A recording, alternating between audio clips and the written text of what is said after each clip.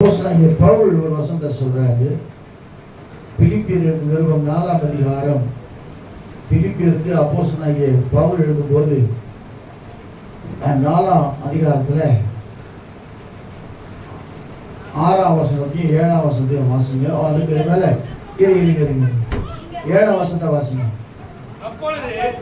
அப்பொழுது எல்லா புத்திக்கும் மேலான தேவ சமாதானம் உங்கள் இருதயங்களையும் உங்கள் சிந்தைகளையும் கிறிஸ்து இயேசுவுக்குள்ளாக காத்துக்கொள்ளும். அப்பொழுது எல்லா புத்திக்கும் மேலான சமாதானம். ஆண்டவர் சொல்றாரு, நல்லா கவனிங்க, எல்லா புத்திக்கும் மேலான தேவ சமாதானம். அதாவது ஆண்டவர் கொடுக்கிற சமாதானத்தை போல இந்த உலகத்துல வேற எதுவுமே கிடையாது. அதான் இயேசப்பா சொல்லிட்டாரு, என் சமாதானத்தை நான் உனக்கு கொடுக்கிறேன், உங்கள் இதயம் கலங்காம இருங்க, பயப்படாம இருங்க, ஏன்னா சமாதானத்தை கொடுக்கிறவர் நான். அதையா சொல்லுவோமா? அப்படி சொல்லிவிட்டு அவர் சொல்றாரு, உங்கள் இருதயங்களும் உங்கள் சிந்தைகள், சிந்தை வேற இருதயம் வேற. அதையா சொல்லுவோமா?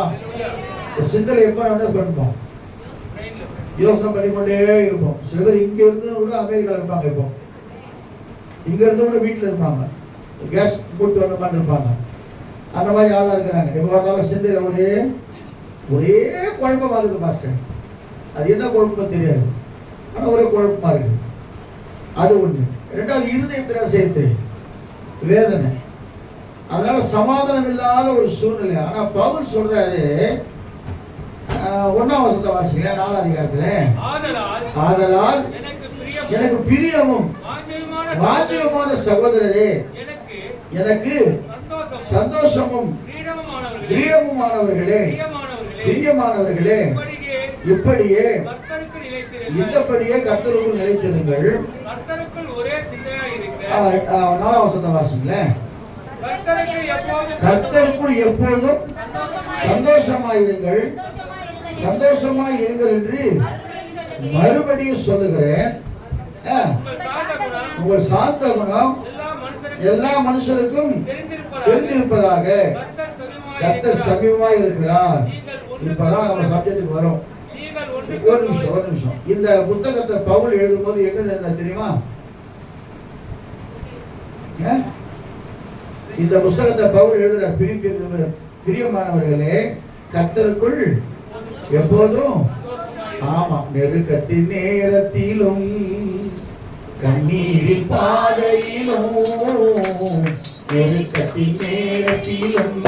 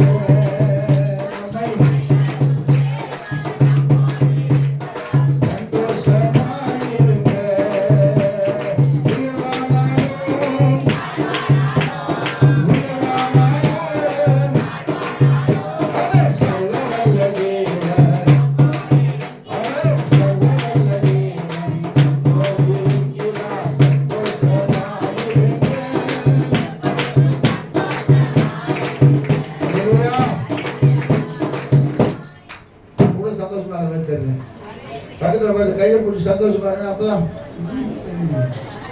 அப்படி கை காட்டுற கை தூக்குற மாதிரி இல்லை, ஒரே ஒருத்த கை தூக்குறாங்க. தேவ சமூகத்துக்குள்ள வந்துட்டா சந்தோஷமா இருக்கும். செருப்பெல்லாம் வெளியே கைட்டு போட்டு வேண்டியதுல அந்த மாதிரி உங்க துக்கம் எல்லாத்தையும் கவலை எல்லாம் தூக்கி போடணும். ஏன்னா உங்க துக்கம் சந்தோஷமாய் மாறும். எப்பவுமே ஒரே மாதிரி இருக்காது, ஒரே மாதிரியா இருக்காது. கர்த்தர் மாறி மாறி தான் நம்ம வாழ்க்கையில வரும். அப்போ அவர் சொல்றாரு, ரொம்ப அழகா சொல்றாரு பவுலே, கர்த்தருக்குள் எப்பொழுதும் சந்தோஷமா இருங்கள், சந்தோஷமா இருங்கள் என்று மறுபடியும் சொல்லுகிறேன். உங்கள் சாந்த குணம் எல்லா மனுஷருக்கும் தெரிந்திருப்பதாக கர்த்தர் சமீபமா இருக்கிறார். அவர் சொல்லிவிட்டு இப்பதான் சொல்றார், நீங்கள் ஒன்றுக்கும் கவலைப்படாமல் எல்லாவற்றையும் குறித்து உங்கள் விண்ணப்பங்களை ஸ்தோத்திரத்தோடு கூடிய ஜெபத்தினாலும் வேண்டுதலினாலும் தேவனுக்கு தெரியப்படுத்துங்கள். அப்பொழுது எல்லா புத்திக்கும் என்னன்னா ஒன்றுக்கும் கவலைப்படாமல். கவலையா இருக்கிறவங்க மாத்திரம் ஒரு அல்லேலூயா சொல்லுவோமா? அல்லேலூயா. கவலையா இருக்கிறவங்க மாத்திரம் கைகள் எடுத்துக்குமா பார்க்கலாம். உங்களுக்கு தான் சொல்றேன். ஆண்டவர் சொல்றாரு மத்தேயு சுவிசேஷத்துல 6 அதிகாரம் 25 வசனம் சொல்லுது. மத்தேயு சுவிசேஷம் 6:25 வாசிங்க. ஆகையால் எண்ணத்தை உண்போம் எண்ணத்தை குடிப்போம் என்று உங்கள் ஜீவனுக்காகவும் எண்ணத்தை உடுப்போம் என்று உங்கள் சரீரத்திற்காகவும் கவலைப்படாத. அடுத்தது என்று சொல்லுகிறேன், ஆகாரத்தை பார்க்கிலும் ஜீவனும் உடைய பார்க்கிலும் விசேஷித்தல் அல்லவா? ஆகாயத்து பட்சிகளை கவனித்து பாருங்கள். விதைக்கிறதும் இல்லை, அறுக்கிறதும் இல்லை, கலைஞர்களை சேர்க்கிறதும் இல்லை, அவைகளையும் 28 வாசிங்க. எதுக்காக நீங்க கவலைப்படாதீங்க. ஆண்டவர் கவலைப்படுறதுனா ஒரு மனம் கூட்ட முடியாது, ஒரு மனம் குறைக்கவும் முடியாது. நடக்கிறது நடந்தான் தீரும். அல்லேலூயா சொல்லுவோமா? ஆனா ஒரு சில நேரங்களில் ஜெபத்தை கேட்டு நம்முடைய வாழ்க்கையிலே அற்புதம் செய்கிற தேவன் நம்மோடு இருக்கிறார். அல்லேலூயா சொல்லுவோமா? சில மரணத்து தருவாய் நம்ம போயிருப்போம். உடனே தேவ சமூகத்துல நம்முடைய பாவங்களை அறிக்கிட்டு மன்னிப்பு வேண்டி ஜெபிக்கும் போது கர்த்தர் ஜீவனை கொடுப்பார். நான் நிறைய பேர் ஜெபத்துல உணர்ந்திருக்கேன். நிறைய பேராக ஜெபம் பண்ணும்போது பயங்கரமா இருக்கும் பார்க்கும்போது. ஆனா ஆண்டவரை மன்றாடும் போது நம்முடைய ஜெபத்தை கேட்டு கர்த்தர் எதையும் அவர் தான் காரியங்களும் சமயங்களையும் மாற்றுகிறவர். அவர் தான் ராஜாக்களை தெரியும், ராஜாக்களை ஏற்படுத்துகிறவர். அவர் தான் எல்லாவற்றையும் கையில வைத்துக் கொண்டிருக்கிறவர். அப்ப ஆண்டவர் சொல்றாரு, முதல்ல சொல்றாரு, நீங்கள் ஒன்றுக்கும் என்ன அர்த்தம் தெரியுமா? ஒன்றுக்கும் கவலைப்படாம அப்படி கம்முன்னு உட்கார்ந்து சொல்லி அல்ல. நீங்கள் ஒன்றுக்கும் கவலைப்படாமல். மத்திய 13:22 வாசிக்கும் போது வேகமா வாசிங்க. தேவனுக்கு மகிமை உண்டாகட்டும். மத்திய 13:22 வாசிங்க.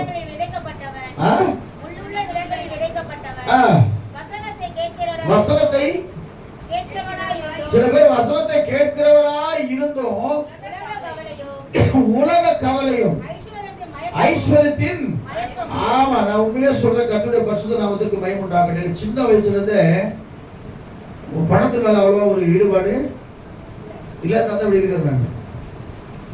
திட்டிங்க குழந்தை தெரியாதவன்னு சொன்ன பேர் இருக்குது நமக்கு. அது ஒரு பக்கம். அப்ப என்னன்னா ஆண்டவர் சொல்றாரு, உலகத்தின் மேல எப்போதும் நமக்கு ஒரு கண் இருக்கவே கூடாது. உலகத்துடைய ஐஸ்வர்யத்தின் மேல. ஏன்னா வசனம் ஒன்று சொல்லுது, யாருக்கு கொடுக்கணுமோ கர்த்தர் அவங்க தான் கொடுப்பாரு. கலிலே சொல்லுமா, எவனை மன்னிக்க சித்தமாக இருக்கிறானோ அவனை தான் நான் என்ன செய்வேன், மன்னிப்பேன். எவனை நொறுக்க சித்தமாக இருக்குன்னு அவன் நொறுக்குன்றார் ஆண்டவர். அப்ப என்னன்னா ஆண்டவர் ஒவ்வொருத்தருக்கு ஒரு கேட்டகரி வச்சிருக்கிறார். அப்ப சொல்றாரு, வாசிங்க இந்த வசனத்தை. உலக கவலையும் ஐஸ்வரியத்தின் மயக்கமும் வசனத்தை நெருங்கி போடுவதனால் அவனும் பலனற்று போவான். அப்ப என்னன்னா நல்ல விதைகளை விதைக்கப்பட்டிருக்கீங்க. அந்த வசனத்தை கேட்கும் போது உங்களுக்கு கவலை ஒரு மாதிரி சொல்ல, நான் கவலைப்பட மாட்டேன். ஆமென். இந்த இடத்துல சொல்லப்பட்டிருக்கிறது மார்க் 4:38 வாசிக்கும் போது, தேவனுக்கு மகிமை உண்டாகட்டும். மார்க் 4:38 வாசிக்கும் போது பீடத்தில் அவர் தலையணை வைத்து நித்திரையா இருந்தால் எழுப்பி, போதகரே நாங்கள் மடிந்து போகிறோம், உமக்கு கவலையா இல்லையா? அவருக்கு கவலை. அவர் நல்லா பின்னணித்துல செய்யறாரு. அவருக்கு தெரியும் காற்றையோ கடலையோ அதற்கு அதிகாரம் இருக்கு. இவங்க சொல்றாங்க, ஐயரே ஒருத்தர் உள்ள இருக்கிறாரு தெரிஞ்சுக்கிட்டோம். அவங்க சொல்றாங்க, ஐயரே நாங்கள் மடித்து போகிறது, ஆனா பாட்டு பாடுவோம். காற்று வீசட்டும், கடல் பொங்கட்டும், எனது நங்கூரம் இயேசு இருக்கிறார், எனது நங்கூரம் இயேசு இருக்கிறார். சொல்லுவோம், பயப்பட மாட்டேன், நான் பயப்பட மாட்டேன், பயப்பட மாட்டேன், நான் பயப்பட மாட்டேன், இயேசு என்னோடு இருப்பதனால் உதவி செய்கிறார், பலன் தருகிறார்.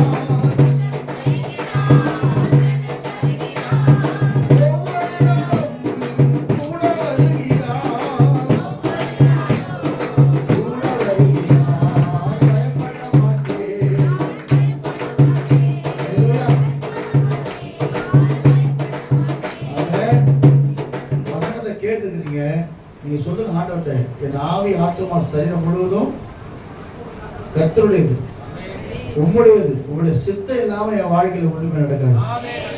நீங்க ஏசப்பா நல்லா கவனிச்சு பாருங்க. கடைசியில ஜபிக்கும் போது சொல்றது, பிதாவே உங்களுடைய சித்தத்தின்படி அல்லாமல் என் சித்தத்தின்படி ஒண்ணுமே நடக்கக்கூடாது. பிதாவின் சித்தத்தை அவர் செய்கிறவராக தான் எதுக்குமே அவர் பயப்படல. அப்ப இன்னைக்கு ஆண்டவர் சொல்றாரு, இந்த கண்ணான தேவைப்பட முதலாவது ஒன்றுக்கும் கவலை இங்கே விட்டுருங்க. உங்களுக்காக எல்லா கவலையும் நாங்கள் விட்டுருக்க உட்காந்து கவலை எல்லாம் இன்னைக்கு இது நடக்குமோ அது நடக்காது, எது வந்தாலும் இயேசுவும் கூட இருக்கிறார். அல்லேலூயா சொல்லுவோமா? அந்த விசுவாசம் நமக்குள்ள வந்துட்டாங்கன்னா வசனத்தை கேட்டும், பைபிள் தான் சொல்லப்படுது, வசனத்தை கேட்டும் சில பேர் சில மாற்றவே முடியல. சொல்லுவாங்க சில பேர் 40 வருஷம் ஆச்சு இந்த ஆளை மாற்றவே முடியலன்னு. அப்படியே தான் இருக்கிறார். அப்படியே ஒரு ஸ்டெப்பு கூட மாற்றல. இன்னைக்கு மாத்திடுவாரு கண்டு சொல்லுவோமா? நாம மாறணும், அவங்க மாறிடுவாங்க. எல்லாவற்றையும் குறித்து உங்கள் விண்ணப்பங்களை செய்யணும். என்ன செய்யணும்? விண்ணப்பங்களை தேவ சமூகத்தில் வரணும். விண்ணப்பம் வேற, ஸ்தோத்திரம் வேற, ஜபம் வேற, வேண்டுதல் வேற. எத்தனை பேருக்கு விண்ணப்பம் தெரியுமா? 1 ராஜாக்கள் புஸ்தகத்துல 3ஆம் அதிகாரம் 3ஆம் வசனத்தை வாசிக்கும் போது தேவனுக்கு மகிமை உண்டாகட்டும், சாலமோன் ஒரு விண்ணப்பத்தை சொல்றார் ஆண்டவர்கிட்ட. ஆண்டவர் கேட்கிறார், நான் உனக்கு என்ன செய்யணும் சொல்லுமா, நான் உனக்கு என்ன செய்யணும்னு சொல்லும் போது நான் உன்னை பெரிய ஆளா மாத்த போறேன்னு ஆண்டவர் கேட்கும் போது அவர் ஒரு விண்ணப்பத்தை வைக்கிறார். தேவ சமூகத்தில் வாசிங்க.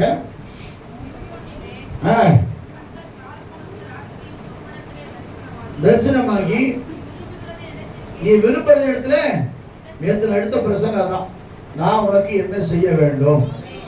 இப்ப கர்த்தர் வந்து கேட்கிறாரு, நிக்கிறாரு புல்பிட் வந்து நிக்கிறாரு வச்சுங்களேன், நான் உனக்கு என்ன செய்யணும்னா என்ன செய்யணும் கேட்பீங்க. இப்பயோ முடிக்கணும் திரு அப்ப நீங்க ஆயத்தம் இல்லை.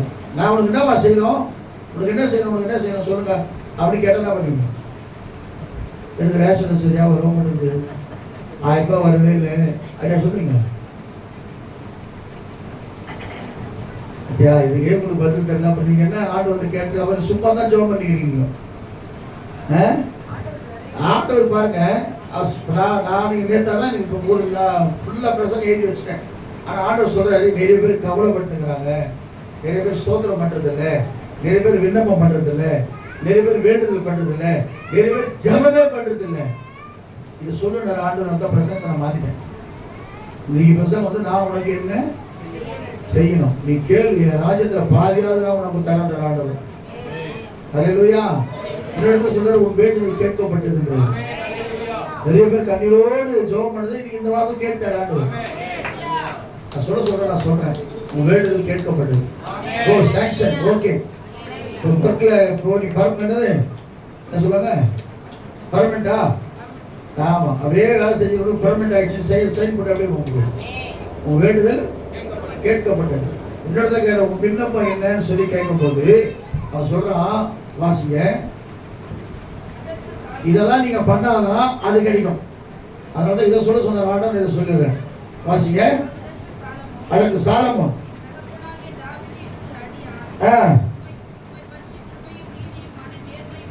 உண்மையும் நீதியுமா இருந்து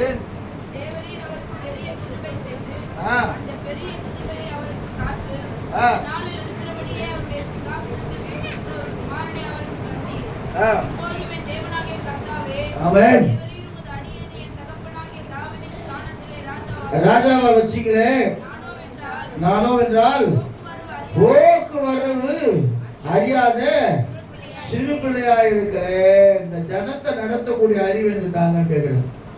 வேற ஒன்றும் அவர் கேட்கவே இல்லை. 5ஆம் வசனம் சொல்லுது. 5ஆம் வசனம் அது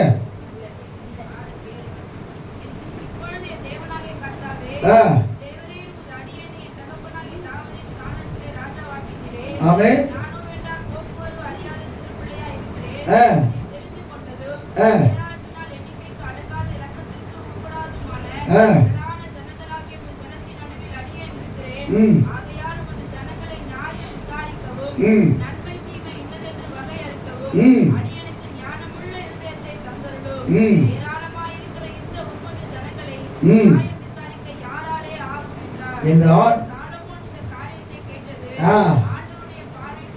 உகந்த விண்ணப்பமா இருந்தது.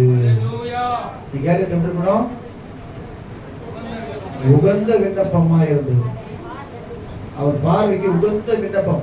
இந்த தேவ சமூகத்தில் உட்கார்ந்து சொன்னோம், ஆண்டவரே எனக்கு ஒண்ணுமே தெரியலையே, எனக்கு ஒண்ணுமே புரியலையே, வசனம் சரியா தெரியலையே, என்னால ஊழியம் செய்ய முடியலையே, என்னால ஜெபிக்க முடியலையே, ஏன் என் வாழ்க்கையில பிரச்சனை ஆண்டவரேன்னு சொல்லி அவருக்கு சமூகத்துல விண்ணப்பம் பண்ணா, நீ கேட்காத எல்லாவற்றையும் கற்றுக் கொடுக்கிறோம். அவர்கள் பேருக்கு நினைக்கிறதுக்கும் வேண்டதற்கும் அதிகமாய் செய்யற ஆண்டவர். உன்னை ஆசீர்வதிக்க நினைச்சா இடம் கொள்ளாமல் மட்டும் ஒரு ஆசீர்வதிப்பான். அன்றைய சொல்லுவோமா? அதான் வேத வசனம் சொல்லுகிறது, வேண்டுதலையும் விருப்பங்களையும் அவர் நிறைவேற்றுகிறவராக இருக்கிறார். அவன் கேட்கறது ரொம்ப சந்தோஷமாயி போச்சு. அதே போல இன்னொரு இடத்துல ஒருத்தர் கேட்கிறார், எசேக்கியா ராஜா கேட்கிறாரு. ஏசாயா புஸ்தகம் 38 அதிகாரம் 3ஆம் வசனத்தை வாசிக்கும் போது, வேகமா வாசிங்க. தேவனுக்கு மகிமை உண்டாகட்டும். இதெல்லாம் நீங்க பண்ணாதான் ஆண்டவர் சொல்றாரு உன் வேண்டுதல் கேட்கப்பட்டதுன்னு. வாசிங்க. ஆ கர்த்தாவே, நான் உனக்கு முன்பாக உண்மையும் மன உத்தமமாய் நடந்து பார்வைக்கு நலமானதை செய்து நினைத்தருளும். மிகவும் அழுதான். அப்பொழுது ஏசாயாவுக்கு உண்டான கர்த்தருடைய வார்த்தை, நீ போய் எசேக்கியாவை நோக்கி கர்த்தர் சொல்லுகிறதாவது, உன் விண்ணப்பத்தை கேட்டேன். அல்லேலூயா. பாருங்க, கொஞ்ச நிமிஷத்துல அவன் சொல்றான், உத்தமமும் உண்மையா இருந்தேனே. சாலமோன் கேட்ட விண்ணப்பம் அவருக்கு உகந்ததா இருந்தாலும் அந்த விண்ணப்பத்துக்கு சாங்ஷன் பண்ணிட்டார். இவர் பண்ண விண்ணப்பமும் கரெக்டான விண்ணப்பம். ஏன்னா அந்த எசேக்கியா ராஜா தேவனுக்கு பிரியமாய் நடந்து கொண்டான். நல்லா கவனிங்க கண்பான தேவ பிள்ளைய, உன் விண்ணப்பம் இன்னும் அங்கீகரிக்கப்படலையா? தேவ சமூகத்தில் தேவனுக்கு நீ உண்மையா இருந்தா உன் விண்ணப்பத்தை அவர் ஏற்றுக்கொள்கிற தேவனாய் இருப்பார். அல்லேலூயா. ஒவ்வொரு உபவாசத்திலும் பாடுறோம், விண்ணப்பத்தை கேட்பவரே பாடினே தான் இருக்கிறோம். ஆனா அவர் சொல்றான் பாருங்க, ஒரு வார்த்தை சொல்றான் நாடு சமூகத்துல, உமக்கு முன்பாக நான் எப்படி இருந்தேன், உண்மையும் மன உத்தமமாக இருந்தேனே சொல்லும் போது ஆண்டவருக்கு மனம் இறங்குறார். ஏன்னா அவர் மன துருக்குகிற தேவன்.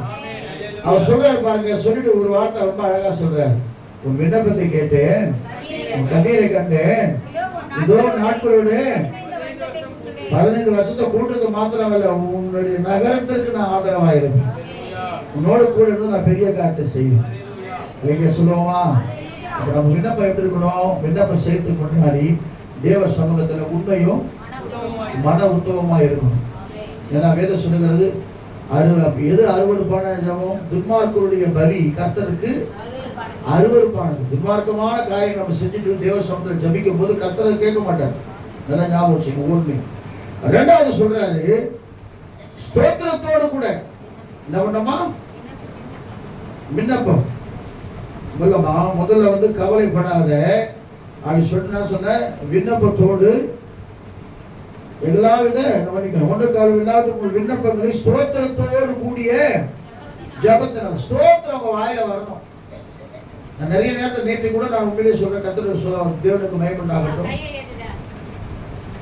ஸ்தோத்திரம் பண்ண சில நேரத்தில் எப்படி நடக்கும் அதான் நீ பாருங்க. ஸ்தோத்திர பலியிடுகிறவன் என்ன செய்யலாம்? மகிமைப்படுத்துகிறான். எனக்கு ஒரு சம்பவம் ரொம்ப பிடிச்சிருக்கு. கர்த்தர் 1-2 புஸ்தகம் 20 அதிகாரத்துல 26 வசனம் இப்படியா சொல்லுது. கர்த்தருக்கு ஸ்தோத்திரம் வாசிங்க. நீங்க பாருங்க, எண்ணுங்க. நான் எத்தனை தடவை ஸ்தோத்திரம் பண்றேன்னு சொல்லி நல்லா எண்ணி முடிவில் சொல்லுங்க. ஒரு கிஃப்ட் தரேன். இல்லையா சொல்லுவோமா? அப்படி என்று சொல்லிட்டு பைபிளை விட்டுறாதீங்க. அப்போது யூத ஜனங்கள் எல்லாரும் 16 2 நாளாகவும் 20 அதிகாரம் 26 வசனமா? 2 நாளாகவும் 20 26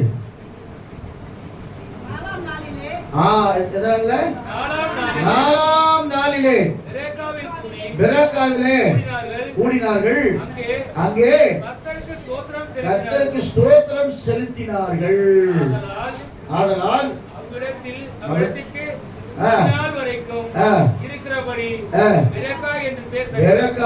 என்று பேர் தந்தார்கள். 4ஆம் நாளிலே பெராக்காவிலே கர்த்தருக்கு ஸ்தோத்திரம் பண்ணாங்க. ஏன் ஸ்தோத்திரம் பண்ணாங்க தெரியுமா? ஆண்டவர் பெரிய வெற்றியை கொடுத்துட்டார். நீ வெற்றி பெறுவதற்காக ஸ்தோத்திரம் பண்ணோம், வெற்றி பெற்ற பிறகு ஸ்தோத்திரம் பண்ணோம். சோத்திரபலி பாடணும். சுகம் தந்தீரே உமக்கு ஸ்தோத்திரம், வெள்ளம் தந்தீரே உமக்கு திரும்ப காலையில தெரியும். ஸ்தோத்திரம் பலிங்க 7 ஆங்கிலத்தில் ஸ்தோத்திரம் பண்ணோம். உங்களுக்கு காலையில ஆகாது உங்களுக்கு, அதனால கர்த்தருக்கு ஸ்தோத்திரம். காலையில வந்தீங்கன்னா ஃபர்ஸ்ட் எடுத்து என்னது? ஸ்தோத்திரம். பரலோகத்தின் தேவனாகிய கர்த்தாவே உமக்கு ஸ்தோத்திரம், பிதாவாகிய தேவனே உமக்கு ஸ்தோத்திரம், குமாரனாகிய இயேசுவே உமக்கு ஸ்தோத்திரம், பரிசுத்த ஆவியானவரே உமக்கு ஸ்தோத்திரம், ஜீவனுள்ள தேவனே உமக்கு ஸ்தோத்திரம், வாக்கு மாறாதவரே உமக்கு ஸ்தோத்திரம், வல்லமையுள்ளவரே உமக்கு ஸ்தோத்திரம், கிருபையுள்ளவரே உமக்கு ஸ்தோத்திரம், இரக்கமுள்ளவரே உமக்கு ஸ்தோத்திரம், இரக்கத்தில் ஐஸ்வர்யம் உள்ளவரே உமக்கு ஸ்தோத்திரம். நான் சொல்லுவேன் இப்ப 1000 ஸ்தோத்திரம் பலி சொல்லிக்கிட்டே நம்ம ஸ்தோத்திரம் பண்ண உன் வாழ்க்கையில கர்த்தர் கிருபையை பெருக செய்வார். கோபம் ஆயிடும், டென்ஷன் தான் குறைஞ்சிடும். அன்றைக்கே சொல்லுவோமா? நிறைய யோகாசனா சொல்லி கொடுக்குறாங்க. அதெல்லாம் வேணாம், ஸ்தோத்திரம் பண்ணிக்கிட்டே இருக்கு. ஸ்தோத்திரம் என்னும் மந்திரம் சாத்தானை வெல்லும் தந்திரம். ஸ்தோத்திரம் பண்ண உன் இருதயம் முழுவதும் தேவ சமாதானத்தால் நிறைய. இன்னைக்கு சொல்லுவோமா? எல்லா ஒரு கர்த்தரை ஸ்தோத்திரம் பண்ணுவோமா?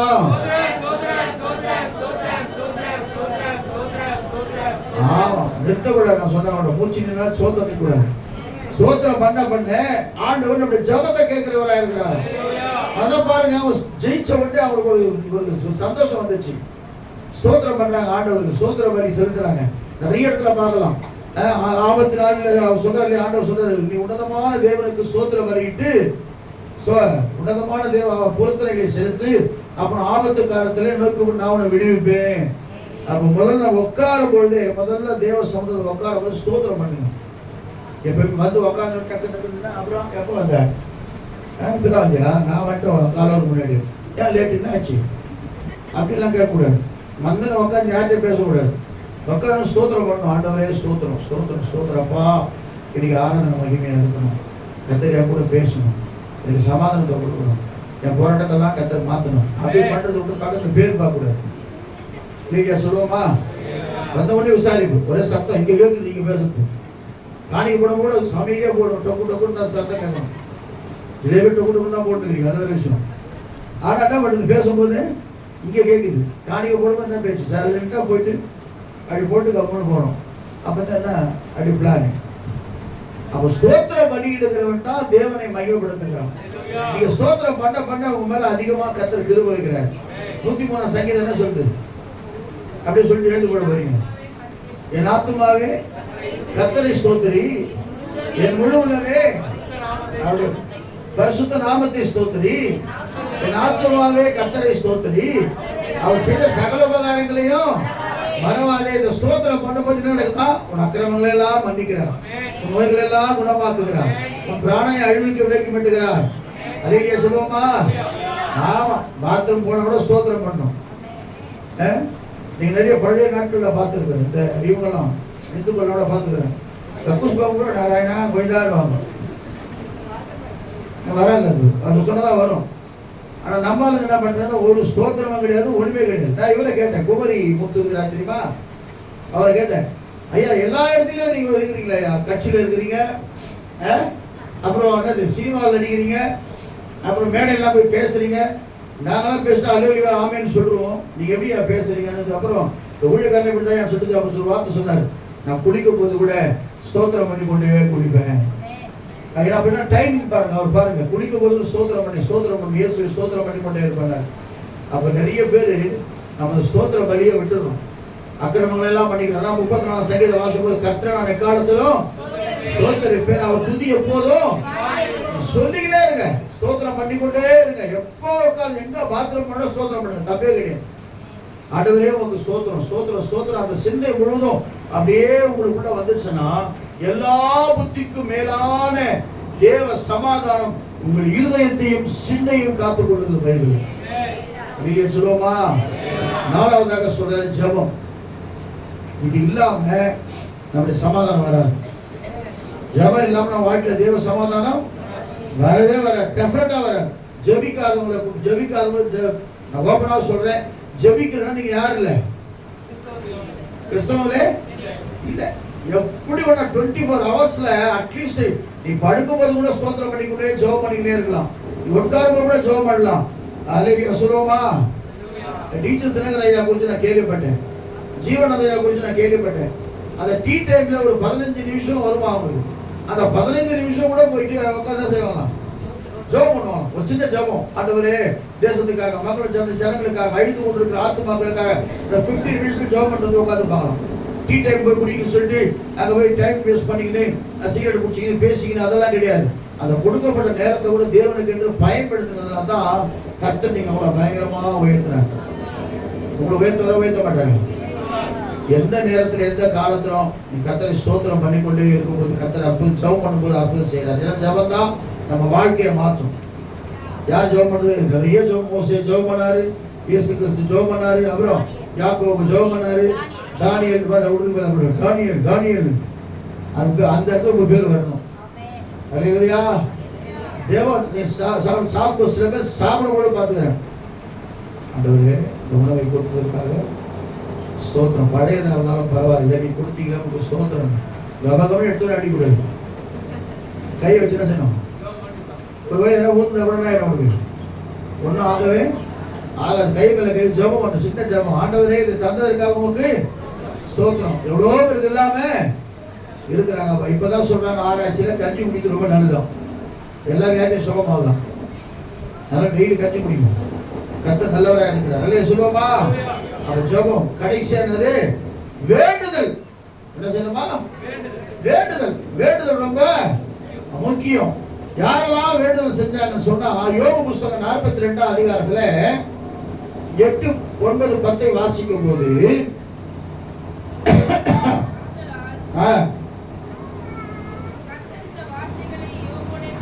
யோபுடைய பேசும்போது சொல்றாரு, தேமானியான எலிபாஸ் 2 சிநேகிதர் மேல எனக்கு கோபமா இருக்குது. யோபு பேசுறது போல நீங்க நிதானமா பேசல, அதனால்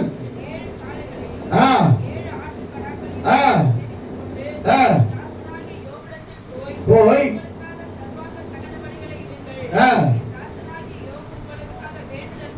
ஆமென்.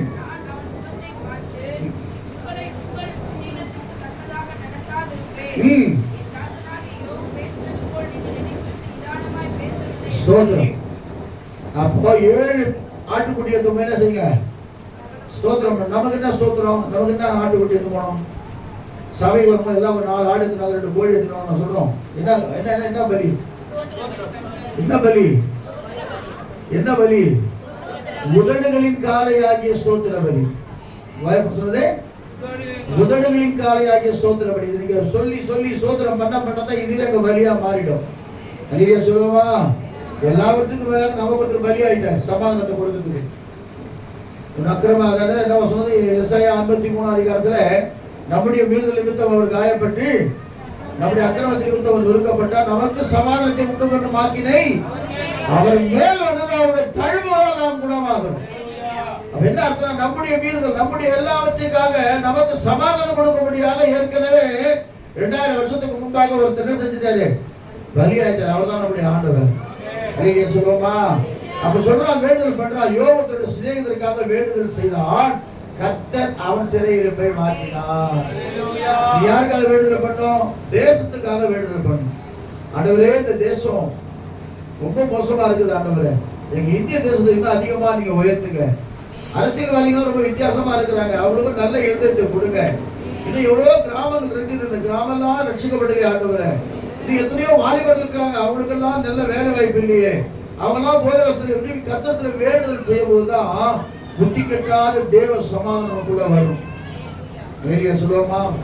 அதான் சங்கீதக்காரர் சொல்றான், 5ஆம் சங்கீதம் 2ஆம் வசனத்தை வாசிக்கும், சீக்கிரம் வாசிங்க. சங்கீதம் 5:2 வாசிக்கும் போது, நான் விண்ணப்பம் பண்ணுவேன் என் ராஜாவே, என் தேவனே, என் வேண்டுதல் சத்தத்தை கேட்டருளும். கர்த்தாவே, காலையில் சத்தத்தை கேட்டருளுவீர், உமக்கு நேரே வந்து ஆயத்தமாய் காத்திருப்பேன். துன்மார்க்கரில் பிரியப்படுகிற தேவன் அல்ல. எவ்வளவு அழகா சொல்ற, காலையிலே வேண்டுதல் செய்யணும். தேவ சமூகத்துல வேண்டுதல் தான் வேண்டுதல். வித்தியாசம் இருக்குது, விண்ணப்பம் இருக்குது, வேண்டுதல் இருக்குது, ஸ்தோத்திரம் இருக்குது, ஜெபம் இருக்குது. இதெல்லாம் நம்ம கரெக்டா ஃபாலோ பண்ணும்போதுதான் ஆண்டவர் சொல்றார், எல்லா புத்திக்கும் மேலான தேவ சமாதானம் உங்கள் இருதயத்தையும் உங்கள் சிந்தையையும் ஆள கடவுது. கர்த்தர் வந்து நிற்பார், உனக்கு என்ன செய்ய வேண்டும், உனக்கு என்ன செய்ய வேண்டும், நான் பார்வையடைய வேண்டும்.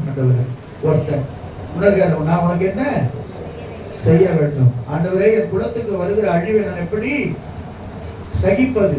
இந்த இடத்துல கேட்கிறார், உன் வேண்டுதல் கேட்க முடியல. ஐயோ வயசாயிடுச்சு ஆண்டவரே, எப்படி ஆண்டவரே, தப்பாச்ச? இல்ல இல்ல, இவ்வளவு நாளா எனக்கு அடுத்தது யார் செய்யறது இந்த ஊழியத்தை, எனக்கு அடுத்தது யார் இந்த ஊழியத்தை செய்யறது ரொம்ப வேதனையோடு இருந்தப்பா சகரியாவே, உன் வேண்டுதலுக்கு நான் கேட்டுட்டேன், நான் உன் வேண்டுதலை கேட்டுட்டேன், உன் விண்ணப்பத்துக்கு நான் செவி சாச்சிட்டேன், சமாதானத்தோடு போன்றாரு. போறான். வேதம் சொல்லுகிறது, ஒரு யோவான் தீர்க்கதரிசி கர்த்தர் கொடுக்கிறார். நிறைய சொல்லுவோமா? அந்த தேவன் தான் சொல்றாரு, இன்னைக்கு இந்த காலை வேளையில ஸ்தோத்திரத்தோடு கூடிய ஜபத்தினால இதெல்லாம் நம்ம செய்யாம சும்மா வந்த உடனே உட்காந்து ஒரு பெரிய லிஸ்ட் போட்டு 4 கிலோ சர்க்கரை, 5 கிலோ பாமாயில், 3 கிலோ உருளைக்கிழங்கு எல்லாம் சொல்லவே கூடாது. வந்து உட்காந்து ஸ்தோத்திரம் பலியிடணும். முதல்ல தேவ சமாதானத்துல ஸ்தோத்திரத்தோடு கூட விண்ணப்பம் பண்ணணும், அப்புறம் வேண்டுதல் செய்யணும். இந்த காரியத்தெல்லாம் செஞ்சாதான் புத்தி கட்டாத தேவ சமாதானம். தேவ சமாதானம் வரும்போது ஒரு ஒழுங்கு இருக்குது, அப்படித்தானே? ஒழுங்கு இருக்கா இல்லையா? வரும்போது இருக்கணும், எந்த சத்தமும் கேட்கக்கூடாது. அமைதியா வந்து அமைதியா உட்கார்ந்து தேவ சமூகத்தில் உட்கார்ந்து முழங்கால் படிக்கிட்டு, எப்போ ஆராதனையும் அப்பதான் சத்தம் வரணும், எப்போ பாட்டு வரும் அப்பதான் சத்தம் வரணும். அந்த சத்தமே வரவே கூடாது. நீங்க அப்படி பண்ணி பாருங்க, உண்மையா சொல்றேன், அடுத்த வாரம் வரும்போது தேவ சமாதானத்துல நிரம்பி வருவீங்க. அல்லேலூயா சொல்லுவோமா? மார்க்கு சுவிசேஷம் 1ஆம் அதிகாரம், மார்க்கு சுவிசேஷம் 5ஆம் அதிகாரம் 23 வாசிங்க.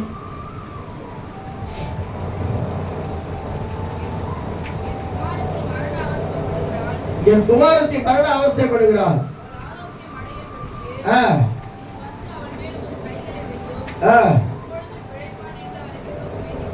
வேண்டிக் கொண்டான். இதுதான் வேண்டுதல். என் பிள்ளை சுகமாகணும் ஆண்டவரேன்னு வேண்டிக்கணும். அவன் பாருங்க போறாரு, அவன் சொல்றாங்க வழியில உன் பிள்ளை நினைச்சிட்டாங்க, இறந்துட்டாங்க சொல்றாங்க. உடனே ஆண்டவர் சொல்றாரு, விசுவாசம் உள்ளவனா இருந்தது, எது பயப்படாதே, விசுவாசம் உள்ளவனா இருந்து நேராக போறாரு. பிள்ளைய தலித்தாகும் என்றாரு, பிள்ளை எழுந்து சாப்பாடு கொடுக்குறாரு, முடிஞ்சு போச்சு. ஒவ்வொரு நாளும் தேவ சமூகத்தில் நம்ம வேண்டுதல் செய்யும், தேசத்துக்காக வேண்டுதல் செய்யணும். வாலிப பிள்ளைகளுக்காக நம்ம வீட்டுக்காக மட்டும் தயவுசெய்து ஜெபிக்காதீங்க. நான் திரும்ப சொல்றேன், அந்த குறுகிய மனப்பான்மை விட்டுருங்க. ஆண்டவரே, நான் வீடு கட்டணும், நான் வாசல் கட்டணும், நான் அதை கட்டணும், நான் இதை கட்டணும், அது ஒரு தனி பண்ணி ஜெபம் பண்ணேன். ஆனா அந்த நேரத்துல தேசத்தை குறித்த ஒரு பாரம் உனக்குள்ள வரணும். சுற்றுப்புறத்தில் இருக்கிற ஜனங்களை குறித்த ஒரு பாரம் உனக்குள்ள வரணும். இந்த ரட்சிக்கப்படாத ஜனங்கள் எவ்வளவு பேர் இருக்கிறாங்க, அவனை குறித்த ஒரு பாரம் வரணும். நம்ம குடும்பத்தில் எத்தனை பேர் ரட்சிக்கப்படாம இருக்கிறாங்க, அவனை குறித்த ஒரு பாரம் வரணும். நம்ம ரத்த சம்பந்தமான ஜனங்கள் எவ்வளவு பேர் இன்னைக்கு விக்கிரகத்தை பிடியில ஓடிக்கணும், அவனை குறித்த ஒரு பாரம் வரணும். அல்லேலூயா. எதுக்கோ ஜனங்க ஓடிக்கொண்டிருக்கிறாங்க, வித்தியாசமா டான்ஸ் ஆடி கொண்டிருக்கிறாங்க, அதெல்லாம் ஜனங்க கொண்டாடி கொண்டிருக்கிறாங்க. இதெல்லாம் ஒரு பக்தின்னு சொல்லி கொண்டிருக்கிறாங்க. இல்ல, அதுல பக்தி பயத்தோடு, பரிசுத்தத்தோடு, உண்மையோடு, உத்தமத்தோடு கர்த்தரை தொழுது கொள்வதுதான் பக்தி. அறிவிய சொல்லுவோமா? தேவ பக்தி ஒரு ரகசியம். போன வாரம் சொன்னார்ல சாட்சியில, எல்லாம் எப்படி இருக்கணும்? பயபக்தியோடு கர்த்தருடைய சமூகத்துல இருக்கணும். யாசுக்கு போன வாரம் சாட்சியில சொன்னார்ல, பயமா தேவ சமூகத்துக்கு வரும்போது உங்களை குறிச்ச ஒரு பயம் மற்றவங்களுக்கு வரணும். உங்க சாத்தவனை எல்லாருக்கும் தெரிந்திருக்கணும். என் சண்டையில இறங்கிட்டா உடனே நம்மள மாதிரி ஆள் யாரும் கிடையாது. அல்லேலூயா சொல்லுவோமா? அதனால ஆண்டவர் சொல்றாரு, நீங்க இந்த காலை வேளையில சொல்றாரு, கவலைப்படாதீர்கள். அவர் சொல்றாரு, நீங்கள் ஒன்றுக்கும் கவலைப்படாமல் எல்லாவற்றையும் குறித்து உங்கள் விண்ணப்பங்களை ஸ்தோத்திரத்தோடு கூடிய ஜெபத்தினாலும் வேண்டுதலாலும் தேவனுக்கு தெரியப்படுத்துங்கள். அப்பொழுது எல்லா புத்திக்கும் மேலான தேவ சமாதானம் உங்கள் இருதயங்களையும் உங்கள் சிந்தையிலையும் கிறிஸ்து இயேசுக்குள்ளாக காத்துக்கொள்ளும் சொல்லிவிட்டார். சொல்றாரு, உங்கள் கவலையெல்லாம் அவர் மேல வச்சிருங்க சொல்லிட்டு கடைசியா அந்த வசனம் ரொம்ப பிடிச்ச வசனம். கடைசியாக சகோதரரே, உண்மையுள்ளவைகள் எவைகளோ, ஒழுக்கமுள்ளவைகள் எவைகளோ, நீதியுள்ளவைகள் எவைகளோ, கற்புள்ளவைகள் எவைகளோ, அன்புள்ளவைகள் எவைகளோ, நற்கீர்த்தியுள்ளவை எவைகளோ, புண்ணியம் எதுவோ, புகழ் எதுவோ, அவைகளையே சிந்தித்துக் கொண்டிருங்கள். நான் யோசனை பண்ணி பாருங்க, ஒரு ஜெயிலுக்குள்ள ஒரு மனுஷன் எப்படி சந்தோஷமா இருக்க முடியும்? ஒரு பரிசுத்த ஆவியானவர் கூட தான் சந்தோஷமா இருக்க முடியும். இந்த எழுபத்த ஜெயிலுக்குள்ள எழுதுற சந்தோஷமா இருங்க. நான் மறுபடியும் சொல்றேன், சந்தோஷமா இருங்க. விடுவிக்கப்படுவோமோன்னு நம்பிக்கை இல்லை. அப்படி ஜெயில் எப்படி தெரியுமா? இப்படி ஜெயில் கிடையாது. நீங்க சொல்லுவோமா? யோவான் எங்க போய் விட்டாங்க? பத்து தீவுல யாருமே கிடையாது. செத்து போன படங்க தான், படங்க மத்தியில விடுறாங்க அவரை. அப்பதான் சொல்றாரு ஆண்டவர் பொழுது பரிசுத்த ஓய்வு நாள்ல தேவன் அவருக்கு சில வெளிப்பாடுகளை கொடுக்கறத வெளிப்படுத்தின விசேஷம். இல்லைங்க சொல்லுவோமா?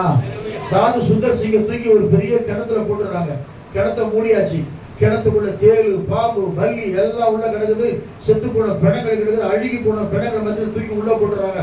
3 நாள் கழிச்சு பார்த்தா கர்த்தருக்கு ஸ்தோத்திரம், தேவனுக்கு மகிமைண்டாகட்டும். அதை திறந்துட்டு எப்ப பார்த்தா வெளியே வந்துக்கிறார். வெளியே வந்து சாரி எடுத்து கொடுக்குறாரு. அதெல்லாம் பார்க்க எப்படி வெளியே வந்தேன்? யாராவது கயிறு போட்டாங்க, மேலே ஏறி வந்துட்டேன். தேவதூதர் வந்து அவங்க காப்பாற்றுறாங்க. அவங்கள காப்பாற்றுறாங்க, அவங்கள காப்பாற்ற மாட்டாங்க. நிச்சயமா அவங்க காப்பாற்ற போறாங்க. உன் வேண்டுதல் கேட்கப்பட்டது. உன் வேண்டுதல் என்னவோ தேவ சமூகத்தில் விண்ணப்பத்தோடு கூட, ஸ்தோத்திரத்தோடு கூட, ஜெபத்தினாலே வேண்டுதல் கர்த்தரை தெரியப்படுத்து. கர்த்தர் எல்லா புத்திக்கு மேலான சமாதானத்தை உனக்கும், உன் குடும்பத்திற்கும், பிள்ளைகளுக்கும், கணவனுக்கும், உன் மனைவிக்கும் தந்து கர்த்தருடைய ஆஸ்வதிக்க போறார். ரெண்டாவது சாந்தமான எல்லாருக்கும் முடிஞ்ச அளவுக்கு சாந்தமா இருங்க. பிரஷர் யாவது தெரியுமா? ஒருத்தர் சொன்னார், 500 வந்துச்சு எனக்கு பிரஷர், அப்படியே மயக்கம் ஆயிடுச்சு. காரணம் தெரியுமா? நமக்குள்ள இருக்கிற டென்ஷன் போகப்பட மாட்டோம். டென்ஷன் வச்சு வச்சு வச்சு வச்சு வச்சு வச்சு அதான் ஹார்ட் அட்டாக் வரும். எது வந்தாலும் சரி, கவலைப்படாம தேவ சமூகத்தில் நீங்க அறிக்கையிடுங்க. கர்த்தர் உங்களை ஆசீர்வதிக்க போறார். நீங்க சொல்லுவோமா? பக்கத்துல சொல்லுங்க, உங்கள் வேண்டுதல் கேட்கப்பட்டது, உங்கள் விண்ணப்பம் கேட்கப்பட்டது, உங்க ஜெபம் கேட்கப்பட்டது, உங்க ஸ்தோத்திரம் கர்த்தர் சமூகத்துல ஏறெடுக்கப்பட்டாச்சு. ஒன்றுக்கும் கவலைப்படவே, எல்லாம் சரியான நேரத்துல ஏற்ற நேரத்தில் நடக்கும். உனக்கு ஒரு காலத்தை கர்த்தர் வச்சிருக்கிறார். அந்த காலத்துல அவர் சொல்றாரு, ஏற்ற காலத்தில் நான் உங்களை உயர்த்தும்படிக்கு ஒரு பலத்தை கைக்குள்ளே ஒரு பாட்டு பாடுங்க, ஏற்ற நேரம் எனக்குன்னு. அவன் ஏற்ற நேரத்துல இவங்க கை தட்டுறான். எல்லாம் வச்சு செய்ய போற. ஏற்ற நேரம் வந்தாச்சு. உனக்கு அற்புதம் செய்யற நேரம் வந்தாச்சு. சொல்லுவோமா? அதிசயம் செய்ய நேரம் வந்தாச்சு. இந்த கண்ணால பார்க்கும்படியே கத்த செய்ய போறார். அல்லேலூயா சொல்லுவோமா? அல்லேலூயா சொல்லுவோமா? கத்த நல்லவராக இருக்கிறார். கத்தருக்கு ஜெபம் பண்ணுவோம். ரெடியா சிஸ்டரும் அண்ணா சிஸ்டர் தீபா சிஸ்டர் 3 பேர் ஜெபம் பண்ண பார்க்கலாம். கண்களை மூடுவோம்.